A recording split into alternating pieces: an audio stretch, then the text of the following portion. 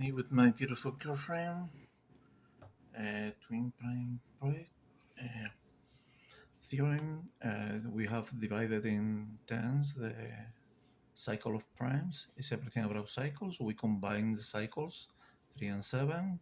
We see where they cut. We realize that they cut every 10 to make all possible combinations. When they combine cycle 7 and 3, they merge in a symmetry cycle. Um, this is the symmetry cycle, and this is the real part. Mm, Uh, we call flip when a potential prime is flipped for the next coming cycle of primes.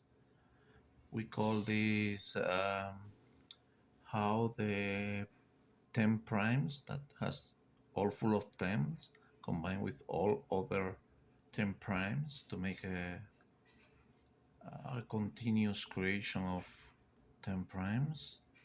We see all possible combinations, so everything gonna be combined in all possible ways, every 10.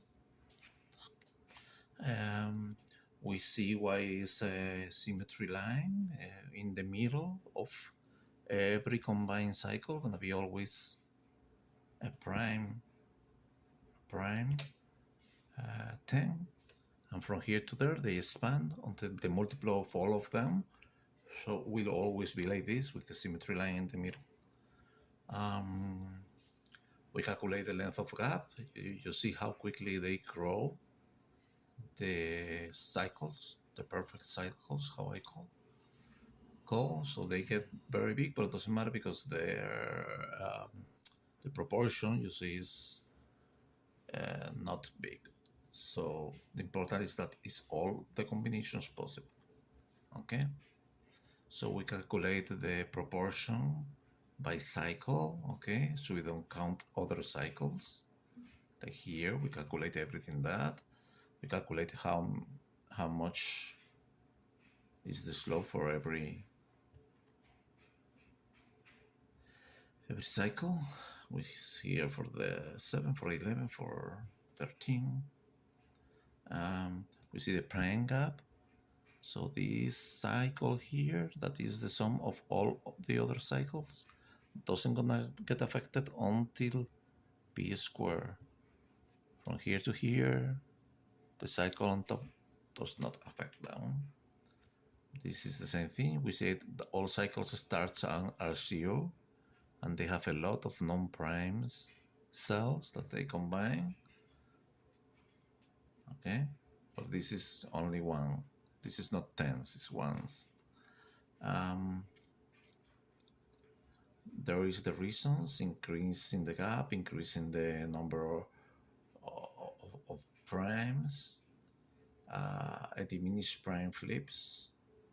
Okay, so this means the numbers are the side of the prime. So 17 is 17 units, 101 is 101. That makes an increasing primes, decreasing duplication of non-prime terms, and flip of potential primes. So this is the closing arguments. They can filling up the plan. It's a process of creating, making space, approaching 0 of 10. That's the key of everything, because when we get very, very, very big, we approach zero change. And that's with this formula. And you see at this prime, the percent of change of cycle is nothing. So every cycle gonna be repeated.